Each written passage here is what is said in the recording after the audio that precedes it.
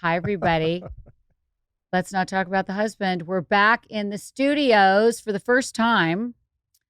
Yes, we are. We're back in the studio. I guess it was a big flood here or something, but now it looks fantastic. I know. We're back in the saddle again. I'm on hold with an appliance company right now. It's impossible to get a hold of. So, if you don't mind, I'm going to just stay on hold and then I'm going to finish the call while we're doing this because I got no other time to do it. That's right. And I was like, well, let's just start it. We can show off my Rihanna merch t-shirt that I got. Look at It's that. so good. Now, what is the signal we're getting from Rihanna there? What is she saying to us in that picture?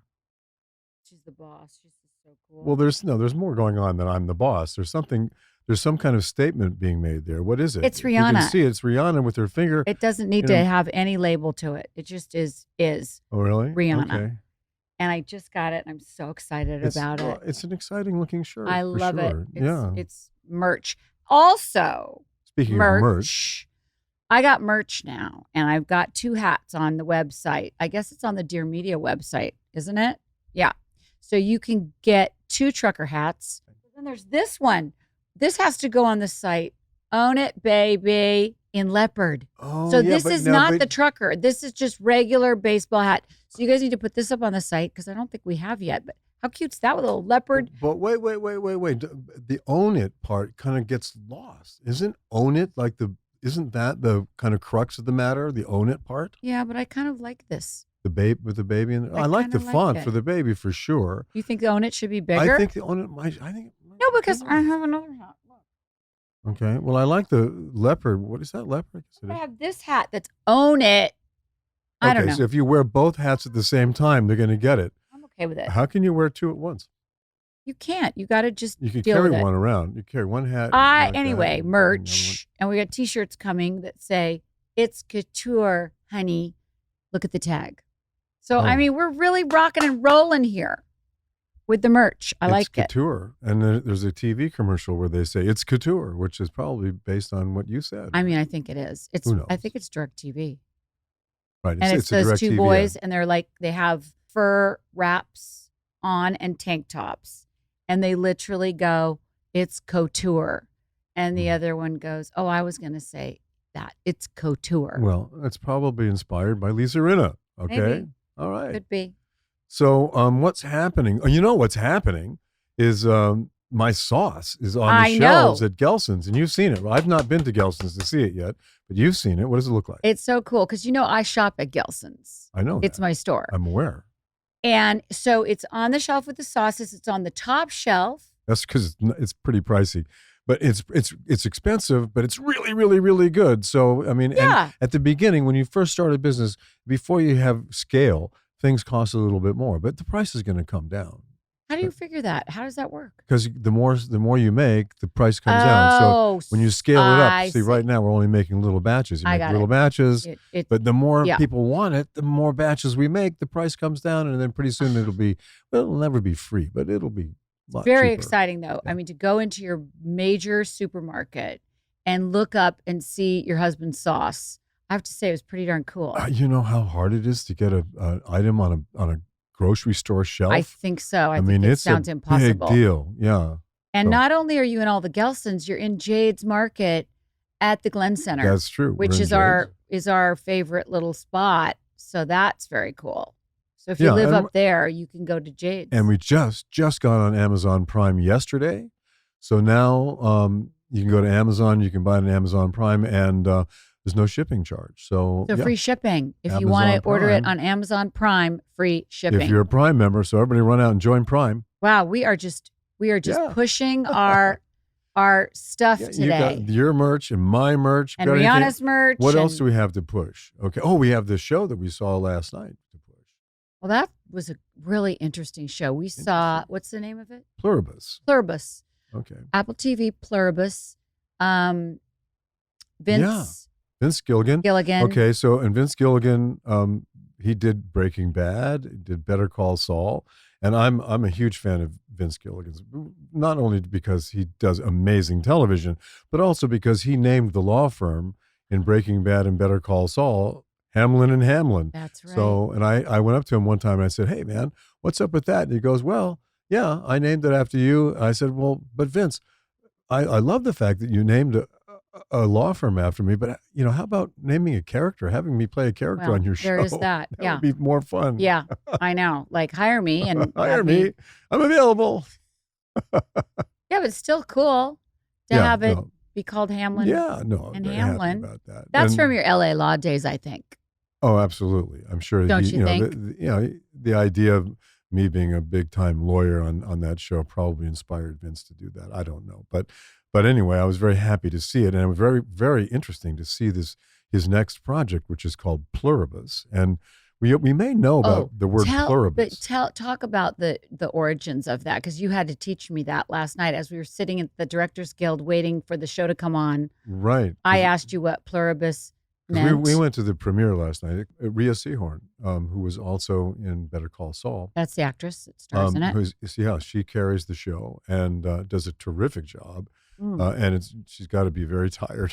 She's got to be exhausted because it is a hard. But it's a really, really, really, really interesting premise. But you have to say what pluribus means and where we saw it. If you look at your dollar bill, on the $1 bill, there is an eagle, and on the eagle's wings, you can see on the very small font E pluribus unum, which means from many one, which is when it was originally conceived, the 13 states or the other states are the many states, and those states comprise one country, the United States.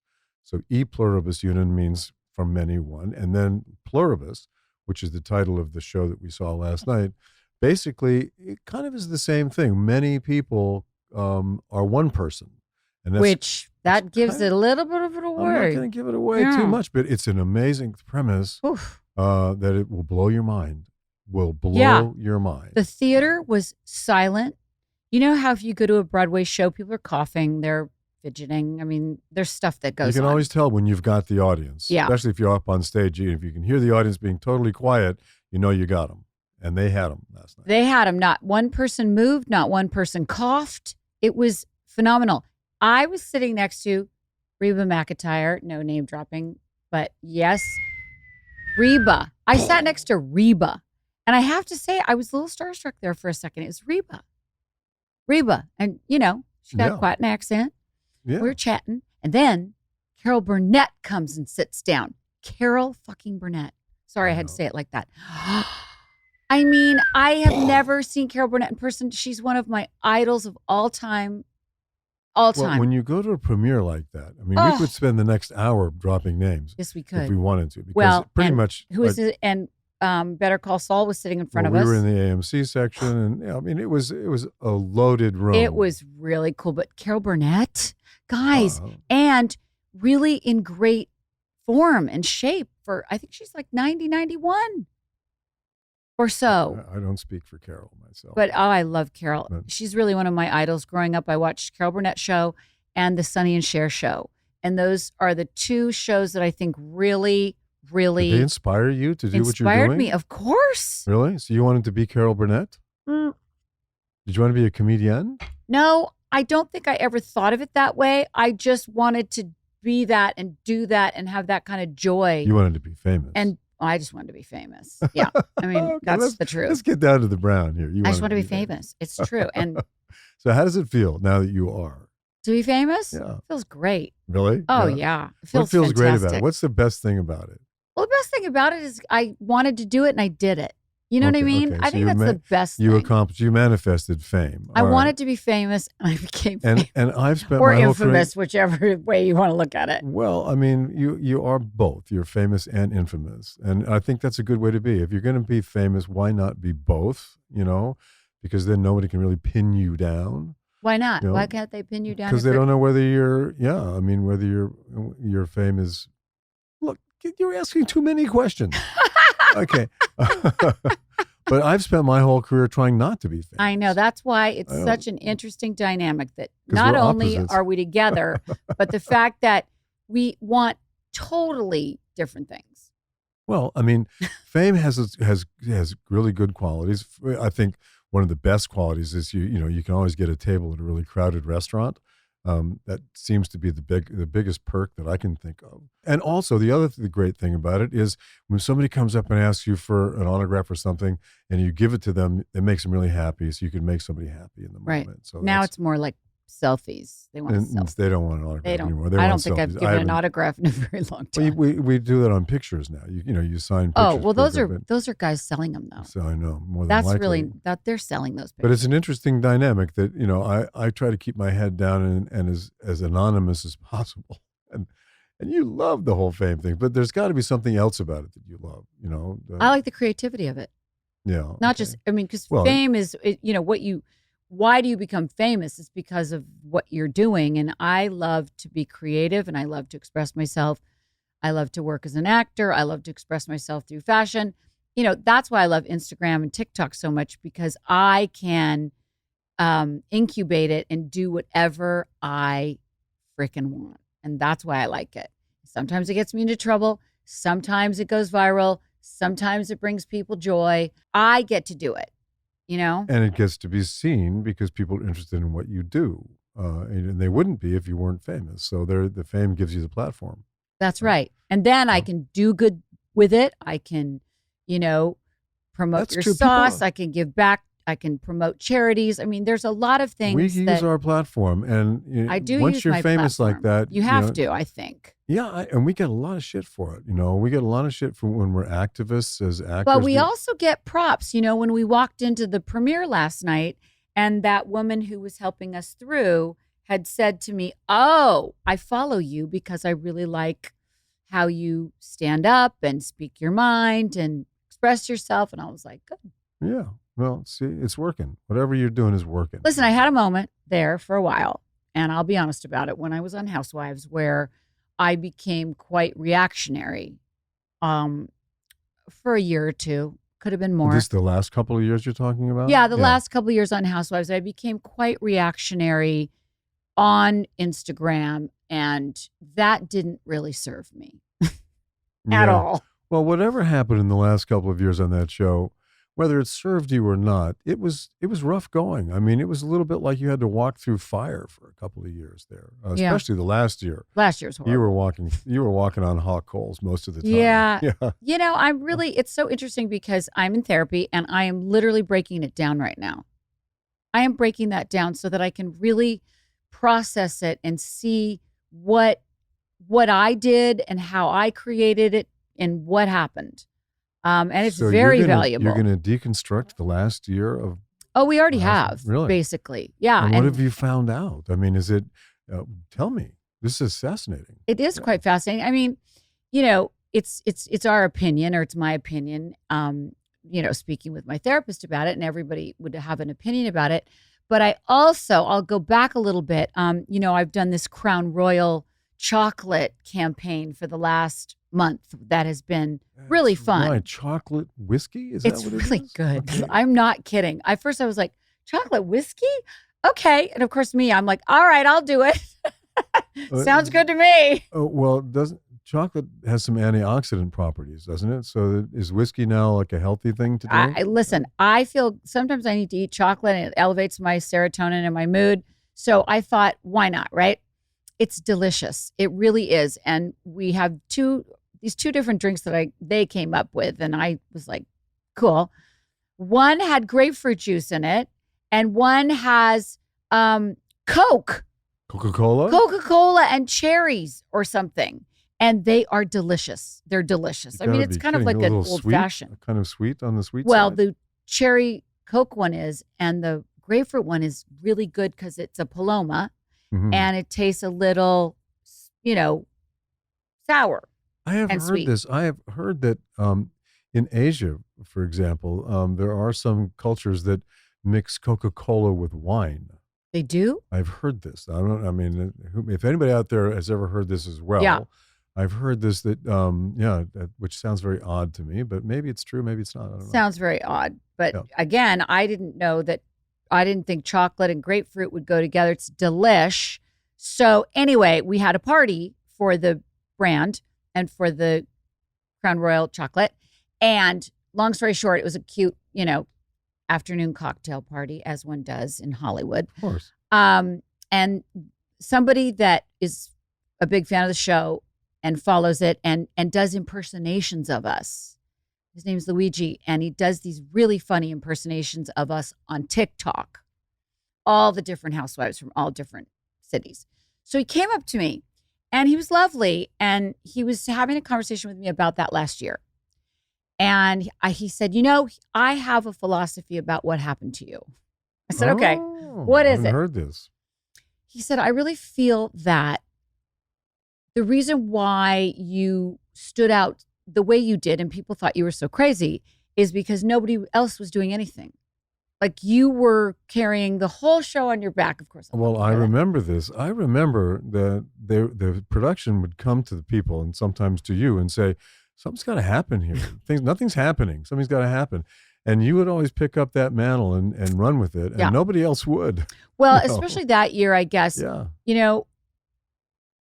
I kept just doing what I normally do. I didn't think I was doing anything different, but he thought that it looked like I was so crazy because everyone else was just kind of letting me do the work. And so I looked really crazy. And I thought, oh, that does kind of make sense. Because I look back on it and I don't think I was any crazier or any different or any more volatile than I'd always been on the show. I didn't notice any particular difference, but all I noticed was the reaction that they had. They had a much bigger reaction to me that year. And then the social media picked up on that, and then you were getting it from all sides. I was. And so it's been hard to process like why that happened, but I'm starting to really understand my part in it, which I think you have to always be self-reflective. You can, it's very easy to blame, and I don't play the victim, so I don't go there. Like, it's just not my backup. I don't go there, but I try to go, okay, what part did I play in creating that dynamic? Because we've been talking about the other years that I was on the show, I didn't give it so much power, and I gave it more power that year, maybe because I'd lost my mom and I was super vulnerable. Well, I mean, a few things were different about that. Not just that year, but the year when you first started the show, you didn't drink at all. I did not drink. And then you started to drink after year 5, I think. I did. So 5, 6, and 7. Because you were on for 7 or and 8. 8. I drank for a couple of years. Yeah. Yeah. Do you think that had anything to do with it? I actually fact that don't. You added that little spice. Maybe it did, but I don't feel like it did because I would maybe have one glass of wine. So it wasn't like much. This was actually a condition that I gave to Lisa when she was asked to do the show to begin with. I said, can't drink. I said, first of all, no, you can't do it. Everybody gets divorced who does that show. I don't want to have to, call my divorce lawyer. And then we kind of negotiated and I said, okay, all right, it's a good branding opportunity, but I insist that you not look at the message boards, which is today we call that social media. That would be the, the responses, the comments, today. And then I said, and you mustn't drink. And you didn't. You didn't look at the comments. 5 years. You didn't drink for 5 years. Not for 5 years. But then you started to look at the comments and drink. And I was already looking at the comments before that. Yeah. That was hard not to do. But I don't really think that had anything to do with it. I think that in the beginning, I had a sense of humor about it in a way. And that last year, after your mom got died, too personal. Yeah. It got personal for me that last year. And that is kind of what we've come to so far in therapy. I get it. Yeah. I became a really good scapegoat. It was very easy for me to be scapegoated in that situation. I recall in the first few years of that show, because look, you can take all that stuff personally or not, depending upon how you decide to react. Yeah. But it really isn't. It's a TV show. You always used to say whenever it got really hot, it's just a TV show. Come on, we're entertaining an audience, and we've got to rise to the occasion and entertain them. And when someone would get mad at you, you'd say, "Come on, it's just a TV show." But it ceased to be just a TV show after your mom died. It did, and that is what happened for me. And I think that was my downfall that year, because it became way too much for me. It just became way too much. I couldn't handle it anymore. And before I could handle it, I was like, my God, after Amsterdam, I was like, okay, whatever, fine, let's go. And you would think that I wouldn't have been able to, but it got to me that last year. And that was my downfall. I'll never forget when you came home the day of the reunion. That last one? And yeah. No, because you weren't there the last one. The one after Amsterdam. No, I'm talking about the very last one. Okay, the one, because I remember that you called the very night of that reunion. You called and quit. Remember, you called head of the network. I did. I emailed her. Or emailed the head of the network. Emailed. I didn't call. It was 12:30 at night. I did, yes. It was 12:30 at night. You got home and you said, I'm sorry, I'm done with this. Yeah. And that was it. Bada bing, bada bang, bada boom. So that was the last reunion. I don't know if I've told this story, but I'll never forget, Erika came into my room right before I was going home. And she said to me, you can never come back to this show. You must leave and not come back. I'll never forget that. Tears were running down her face, and because Erika doesn't get that vulnerable. Doesn't get emotional at all. She doesn't get emotional like that. And she, after sitting through that reunion, came in. She said, "You can't be here anymore. You got to go. You cannot do this anymore. I want you to go, and I don't want to see you back." And I remember thinking, wow, just to have somebody see you and really express to you. I mean, of course, she doesn't really want me to go because it's much easier probably to have me there. Well, but you guys really had each other's back too. You guys were kind of bros in that situation. Totally. As well, so totally. For her to actually say, "I want to do this alone now," she said, "You're not coming back. That's it for you. You will not come back. I will not allow you. You're done." Like an hour later is when you emailed the head of the network and said, "I'm not coming back." It's true. So I'll never forget that. That was, she and I were certainly trauma bonded through that experience. Question. I mean, that is the truth, and thank God for it. And I don't think I've ever talked about that, but I appreciated that moment. And then I had this other thing, and I was going through my drawers the other day. Not many people know this, but the story about my mom and the birds. If you watch the show and the birds showing up, we were like, "Hi, there's Lois," because that was the symbol. Birds everywhere. I know. There are birds everywhere. So to that reunion, I had taken a little tiny ceramic bird that I had from my mom from the house. We had this little. I remember that little bird. Sure, yeah. It was on my ledge in the bathroom with the frames. Yeah. And I haven't told this story either. I guess we're kind of purging. It broke. At the reunion? Little bird fell out of my bag and broke on the ceramic floor at the reunion. So you took that as a sign. And I took that as such a sign. So I was going through my drawer the other day looking for a little makeup bag. There was the pieces of the little ceramic bird in the bag. And I'll never forget. Yeah, because I remember seeing that going, you still have it? Can I fix it? Yeah, I do still have it. I'm not sure it's fixable, but maybe we can. I'll show you. I'm Mr. Fix-It. So I just literally took it, picked up the pieces, put it in the bag, and thought, "Oh yeah, well, that's a sign from the universe. It is done." So anyway. So here you are. Here we are. Here we are. Years later, and I'm working again. You certainly are. No, working. Things are great. Let's knock on wood and say, my gosh, we're very fortunate in this crazy, crazy time in the world, because it is. It's the craziest time in my lifetime, without question. And hopefully it will resolve itself, and we'll get back to some kind of stasis politically in this country, because it's certainly not very stable at the moment. Well, the government is shut down, longest shutdown in history. The SNAP benefits are not happening, and it's a funky time. It's a very funky time. Going to go hungry, and I don't like that part of it, Well, hopefully within the next couple of months, we're going to get some clarity about where we're headed, because nobody knows where we're headed in the country, and that creates a lot of instability. Fear. Yeah, it creates a lot of fear. We're launching a sauce business at a time when people are, can't afford groceries, and people are getting fired all over the place, and tricky. It's very, very tricky. Very tricky. But the sauces at Gelston's, for anybody who lives in California, run in there. There's 4 sauces, and they're all unbelievably great. Yes, they are, for sure. But you're working. You're doing Mayfair Witches. Third season just started, which is great. And I'm working quite a lot, luckily, doing all kinds of fun things. Yeah, and I might I think, I'm not certain, but I think I have love scenes. I haven't had any love scenes in like 25 years. You don't, you do. You do have love scenes. Well, it's not exactly, we don't know exactly how it's going to go at this point. I mean, he's excited that he has love scenes. I've been working out a little bit in the gym. To get Hilarious. Put it that way. It's 74. Oh my God. I'm too nervous. I don't even want a love scene at this point. My God, it's been so long.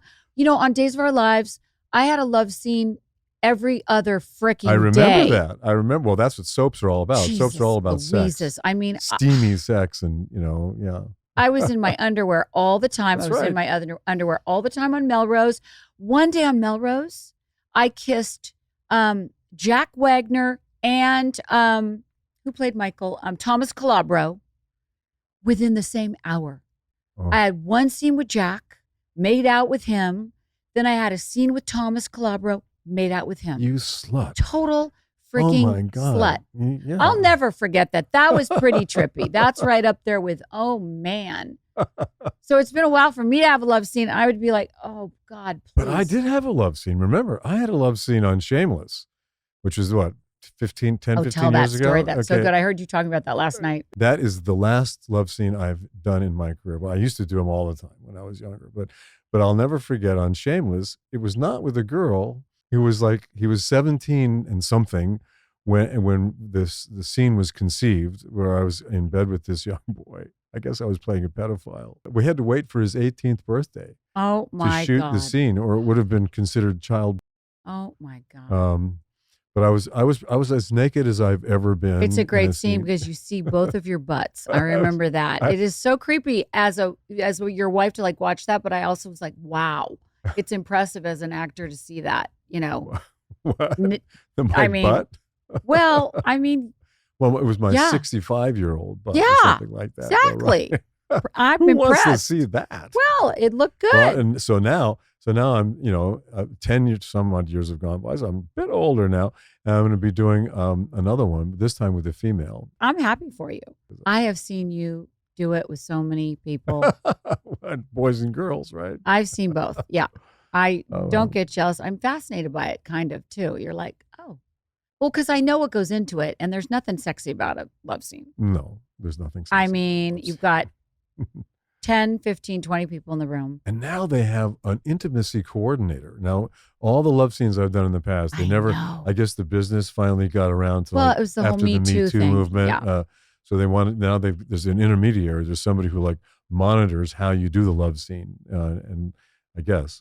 I think it's to protect probably the woman, or making sure the intimacy coordinator last week just asking me if I was, okay with doing the scene. Of course I am. I've done a million. Well, yeah, I know. I'm not sure I would want one there. It's like the coordinator person. I don't know. We'll see what happens. With that. Exciting! How exciting is that? That I get Fun to, for I get to you. go to the gym.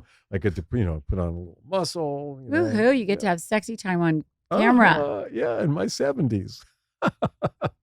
Hey, listen. Who knew? Right? We are paving a new way, and I'm thrilled about it because I'm getting more work and endorsements in my career right now than I ever have at this age. It is pretty phenomenal, and I think it's so great for the kids to see it. I think it's so great for young women to see that, everyone from like Demi Moore to myself to Kris Jenner to Nicole Kidman, Selma Hayek. I mean, everyone is in their 50s, 60s, now 70. I think it may have something to do with the fact that the biggest generation, the biggest consumer generation, of everything, goods, services, and entertainment, are now is the baby boomer generation. That's true. And, it's really hard. If you look at the landscape out there in the land of entertainment, and particularly movies and television, because of the dilution in television and to some degree in movies, it's really hard to break out and become a star. A movie star or star. It's true. And that's true. how they used to sell movies, is based, the bankable star was the person who sold the movie. But now it's really hard to bust out and become like that bankable person again, for any length of time anyway. So I think, what we're doing is we're seeing this audience, our audience, is still the biggest audience. It's true. And that's why all the people of our generation are working so much. I think that could be, that's a theory anyway. Hmm. I just think it's great because, I mean, when I was growing up, if you were in your 60s, you were old. And if you're in your 50s, you're in. You were not. I remember being on LA Law thinking, oh my God, I'm going to turn 40 in a couple of years and my career is going to be over, so. Yeah, I mean, people were not working in their 60s and 70s. In my era growing up, it didn't really translate. They were dying. Yeah. In their 60s and 70s. Oh, because they smoked so much and smoking and drinking. Yeah, it's true. So I just think this is such an exciting time, to be able to like go out there, feel good, be healthy, look good, and thrive. Well, that's what they say. Your health is your wealth, right? So thank God we're both healthy, as we reach our last few decades. And you just bought that great book by Peter Attia, Outlive, which is a big, thick book that's sitting in the kitchen. It's such a great book because, I mean, also when you get to this age and, you've been through menopause as a woman and you're like trying to figure out like how to stay healthy, and how to keep your muscle mass and how to keep your bones strong. And it's a lot. And you have to really work hard. You got to exercise. It's really a lot about exercise. Well, that's what Peter Attia in Outlive, he cites 4 major things as you get older that you must do in order to keep yourself together. And they are? Well, the top one, he said, by far, is exercise. Mm-hmm. Below that, and quite a bit below that, and oddly enough, is sleep. Get plenty of sleep and good sleep. And below that is nutrition. Get great nutrition. Make sure that you're eating clean food that doesn't have a lot of protein. He says you need way more protein than I eat. Not ultra processed foods. Shop around the outside of the grocery store where the food is fresh, instead of in the middle where it's all wheat and salt and sugar. And then the last one is to have a great family friendship life. That if you're going to age well, you want to be happy with your relationships. I think that is so great. Yeah. That's why I bought that book. I was so intrigued. Of course, I saw him on TikTok first, and I was so intrigued by just his whole message. It's very good. Yeah, well, he's been on the bestseller list off and on for the last three and a half years, I think, maybe even more, maybe 4 years. Yeah, and then I think I saw him on 60 Minutes. They just did a whole thing on him. Oh, really? Yeah. Oh, good. Really good. Because he's really smart. So anyway, Canadian guy. Yeah, we need to try to just stay healthy through this time, and you want to feel good as long as you can, because he says at 75. Is where it drops off the cliff. What, a year from now? I hate to tell you, at 75, it drops off the cliff. So you have to really, really gotta work do all those harder? Things. Okay. Because that's normally what happens. At 75, it goes like this. Boom. Okay, well. So next year, you're going to have to really push it. I have a year to go party, right? You're going to have to push it. You have to really lift those weights. It's all about weights, which, it's hard to do weights. I mean, I'm more consistent. I do light weights, but I don't love heavy weights. But he's like, weights. Well, walking is great, too. With my little walk vest, I do that. Walking, and as soon as I get rid of my little bursitis, got a little bursitis in my hip. As soon as I get rid of that. Have people call in and see what's Anybody know how to get rid of bursitis in your hip? Bursitis in your hip. Yeah. Anyway, they say heat and lots of water. How do you know it's bursitis? Well, because I know it's not a bone thing. It's not, it's got to be, it's a muscular thing. It's either, it's bursitis. I've read the book on it. There's a book on it. There's a book on bursitis of the hip. Well, I just flashed on such a cute moment because, I do my hike with my vest. Right. And I was hiking the other day, and it was such a cute moment. I saw Teddy and Kyle on the trail. You know how we run into people on the trail all the time? So out of the blue, it was one of those days I wasn't going to hike, and then the last minute I went hiking. All of a sudden, I see them come down, and I see Teddy first because she's, got really short hair because her hair's growing out. And we literally, I wish I had a video of this. We're jumping up and down, seeing each other for like a minute. Oh, really? It was so cute. It was so cute. And she's doing okay? Teddy's doing really well. Great. She's doing really well. Her cancer is undetectable right now. That's amazing. It's truly a miracle. So my fingers are so crossed and my toes because she really is doing much better than. Can you cross your toes? Can you actually do that? I can't actually. You can? Yes. You can cross your toes? And does that help? I have my toes crossed. You can cross them right now? Yeah, they're crossed. There's no way I could cross my toes. I have my toes crossed in my shoes. Now wait a minute. When you cross your toes, is it the same as crossing your fingers? Like when you your fingers crossed, you put your fingers behind your back. It's my big toe over my second toe. So if you make a promise to someone, like if you have your fingers crossed behind your back, fingers crossed, you didn't really make the promise. Does the same apply to toes? So you could subtly cross your toes inside your shoes, and then whatever you said doesn't count. That's pretty funny. Anyway, but I'm thrilled that Teddy's doing well. Thrilled, and then so am I. We went and had dinner. It's amazing that she has done as well as she has, because the cancer that she had was kind of curtains, right? So, well, it wasn't great. No. When you have brain tumors, not great, but she's really doing quite well, and fantastic. She's strong, man. Fantastic. Anyway, we all had dinner at Craig's. It was cute. Uh-huh. Erika joined us, so it was me, Erika, Teddy, and Kyle. We had dinner. It was fun. This is last week? Yeah. Oh, first time hearing about it. Well, you were gone. You were in Vancouver. Yeah, we went to Craig's. It was fun. What else? Oh, Cheetah. Cheetah is getting bigger all the time. Cheetah's getting bigger. Oh, is this this could be the, what happened to the refrigerator people? Yeah. What happened to the call you were on to reschedule the refrigerator people to come? It happened while we were, they came on and I rescheduled it. Yeah. How did I miss that? While you were talking. Yeah. I rescheduled it. Yeah. The fridge will be fixed on Thursday now, next Thursday. So, yeah. It's a brand new refrigerator though. So what happened? Sub-Zero, okay, make a great product, right? So we've had when I built this house in 1986, I got a Sub-Zero refrigerator because you wanted to get the best. And it's been very good in our 1980s kitchen, I might add, for almost 40 years. It's 38 years old. That's a long time for a refrigerator to last. I will give you that. I will say that. Well, they make a great product, like a right? long time. So maybe we'll get some free Sub-Zero now that we're plugging them.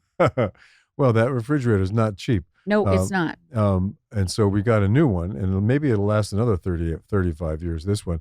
But somehow it was not installed properly, and it's got an issue with the freezer door. Yeah. So we're going to have to get that fixed. But Sub-Zero's good. I have to say, I had so much fun at Snyder Diamond. Snyder Diamond is like an appliance store. I know, you call me up. I'm up in Vancouver. She calls me. She says, "Oh my God, Harry, I went to the appliance store today. It was so much fun." Oh God, it was what's heaven. What's happened to you, Lisa? That the appliance store is like now getting you off? It did. It's so chic because they have everything. They have the new fancy toilets, bathtubs, sinks. What if I got you a new toilet for Christmas? How about that? No, I don't want that. No, I'd rather have an Hermes bag than a fancy toilet. What? No, but it was fun. I had to go to the bathroom because I was there for so long. It was fun for me. So I go to the bathroom. It was a $25,000 toilet. But in their bathroom? In their bathroom. So they told me. They were like, "Oh yeah, go, because it's $25,000 toilet." I'm like, what's it going to do? What does it do to me? After it shines your shoes and does your hair and your makeup, well, then what does it do? Well, it's like you walk in, it's like a spaceship. I'm not even kidding. It goes like this. And then these like lights come on and you... Does it play music while you're pooping? What? I mean... TMI. No, I went to go potty, not that. And I sat on, it's hot, it's warm. And it's warm too. It does all kinds of bells and whistles. Does it vibrate as well? No, it doesn't do that. Because imagine, it probably would. You could kill a couple of birds with one stone, get your rocks off right? and do many things with that toilet. I don't know. I was at Snyder Diamond having a ball, looking at all the things. Do you want one? No, I don't. No, seriously. No. That could be under the tree. Oh, that's Christmas. Me. Anyway, Snyder Diamond was so much fun because I've never redone a house. You go to a Snyder Diamond to like redo a house, or like you're doing a house. Well, that's where you buy all the faucets and all the hinges and all the pulls and all the bits and pieces. Yeah, that's where all that stuff comes from. It's a major place, so I'd never been before, and that's where I went and I bought the refrigerator, and I almost bought a sink, but I did not. It was close, and I thought, no, it'll send him over the edge if I do the sink. But I did find one. You were smart about that. I know. Yeah. I know. I found one that could be cool and like whatever, with like a new faucet. Yeah. I picked one out, but I was like, that could just throw him over the edge if I get a sink right now. So I'm not going to. But I picked one out. Yeah, that was smart of you. I know. By the way, that was really trust smart. Trust me. Good for you, Lisa. I'm no dummy. Okay. I held myself back but it was so fun to like pick it out, like picking out a new outfit. You just had a ball. And the next time you're bored or you need to get your rocks off a little bit, we'll just take a little trip to the appliance store. Yes, please. I loved it. Loved it. Okay. Loved it. Loved it. Yeah. So now, fun. were you recognized when you went in there? Did you get a little perk at? No. You got a discount on the refrigerator, right? Because I worked him a little bit. You got to, because I always get a discount there. I know. And so I did. I worked him a bit. I was like, well, I know that if I go to another store, they'll match any price. And so I did get him down. I did. I wheeled and dealed a little bit. Good for you. All right. Not a lot. I didn't get a lot, but I did get something. 10%? 15%? 20%? Anyway. Okay. Anyway, in my mind, I felt like I got something. I'm sure I was totally bamboozled, but no, I knew the price of the refrigerator, so I knew that it was right.